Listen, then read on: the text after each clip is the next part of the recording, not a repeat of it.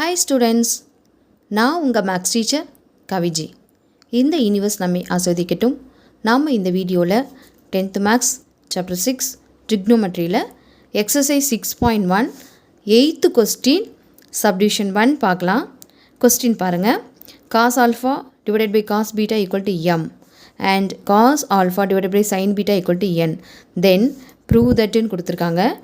m square plus n square into cos square beta equal to n square. So என்ன answer கண்டுபிடிக்கணும் கடைசியில் பார்த்தீங்கன்னா n square சொல்லியிருக்காங்க. என்னங்கிறது என்ன? Cos alpha by sine beta. அப்போ என்ன ஆன்சர் நமக்கு கடைசியாக கிடைக்கும்னு பார்த்தீங்கன்னா cos square alpha divided by sine square பீட்டான்னு கொண்டு வரணும். ஸோ இங்கே எல்ஹெச்எஸில் என்ன இருக்குது நமக்கு m square plus n square into cos square பீட்டான்னு இருக்கு இல்லையா? ஸோ அதை எடுத்து எழுதியிருக்கலாம். எழுதியாச்சு. நம்ம m square plus n square into cos square பீட்டான்னு எழுதியாச்சு. நெக்ஸ்ட்டு பாருங்கள், m என்ன பண்ண சொல்லியிருக்காங்க? இந்த டேர்மில் ஸ்கொயர் பண்ண சொல்லியிருக்காங்க. mங்கிறது எடுத்து எழுதிக்கோங்க. Cos square alpha divided by cos square beta plus n square அப்படிங்கிறது என்னென்னா cos square alpha divided by sine square beta. So bracket close பண்ணிவிட்டு பக்கத்தில் என்ன இருக்குது நமக்கு காஸ் ஸ்கொயர் பீட்டா இருக்குது. ஸோ அதை எடுத்து எழுதிக்கலாம். பாருங்கள், நம்ம எப்போவுமே ஒரு ஃப்ராக்ஷனை ஆடை செப்பரேட்டாக பண்ணால் என்ன பண்ணுறோம்? எல்சிஎம் இருக்கணும். டினாமினேட்டர் சேமாக இருந்தால் நோ ப்ராப்ளம், காமனாக எடுத்துக்கலாம். இல்லை டிஃப்ரென்ஸ் டேர்ம்ஸ் இருக்குது அப்படின்னா நம்ம கிராஸ் மல்டிப்ளைக்கலாம் அல்லது வந்து எல்சிஎம் எடுத்துக்கலாம். இங்கே கிராஸ் மல்டிப்ளை பண்ணிக்கலாம். பாருங்கள், cos square alpha into sine square beta plus போடுங்க cos square alpha into cos square beta divided by இது ரெண்டையும் சேர்த்து எழுதிக்கலாம். இப்போ sine square beta into cos square beta. இப்போ நம்ம வந்து ஸ்ப்ளிட் பண்ணி எழுதிக்கலாம். ஏன்னா இங்கே ஒரு டேர்ம் தான் இருக்குது, இங்கே 2 டேர்ம்ஸ் இருக்குது. ஸோ ஸ்ப்ளிட் பண்ணி எழுதினா ஏதாவது ஒரு டேர்ம் வந்து நம்ம கேன்சல் பண்ணுறதுக்கு ஈஸியாக இருக்கும். So sine square beta divided by sin square beta into cos square beta plus cos square alpha cos square beta divided by sine square. இங்கே இருக்கக்கூடிய இந்த காஸ் ஸ்கொயர் பீட்டாவை நம்ம எழுதலைல, அதை அப்படியே எழுதிக்கணும், மறந்துடக்கூடாது. ஏன்னா மறந்துச்சுன்னா ஆன்சர் தப்பாக வந்துடும். அப்போ சைன் ஸ்கொயர் பீட்டா இங்கே தனித்தனியாக எழுதிக்கிறோம் இல்லைங்களா? Sine square beta into cos square beta ப்ராக்கெட்டை க்ளோஸ் பண்ணி காஸ் ஸ்கொயர் பீட்டாங்கிறத எழுதிக்கலாம். இப்போ எது கேன்சல் ஆகுது பாருங்கள். இங்கே சைன் ஸ்கொயர் பீட்டாவும் காமனாக இருக்குது. இங்கே என்ன இருக்குது நமக்கு?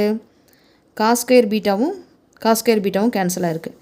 இப்போ ரிமைனிங் பார்ட் இங்கே cos square alpha divided by cos square beta.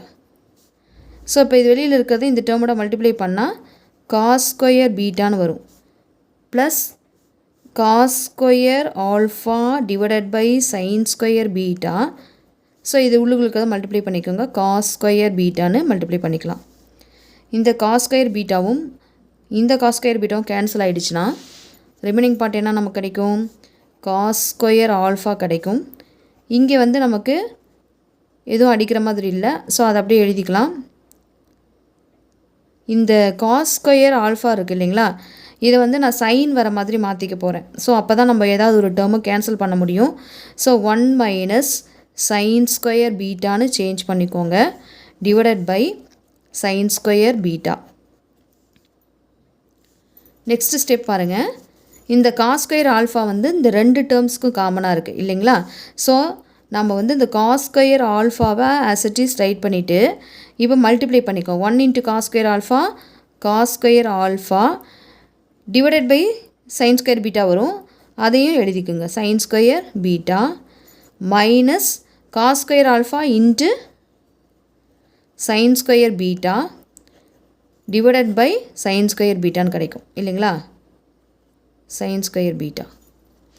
இப்போ ஏதாவது காமன் டேர்ம் இருக்கான்னு பார்த்தீங்கன்னா இதில் எதுவும் கிடையாது. இங்கே பார்க்கும்போது சைன் ஸ்கொயர் பீட்டாவும் காமன் டேர்ம் இருக்குது. அதை நான் கேன்சல் பண்ணிட்டேன். ரிமைனிங் பார்ட் எடுத்து எழுதிக்கோங்க.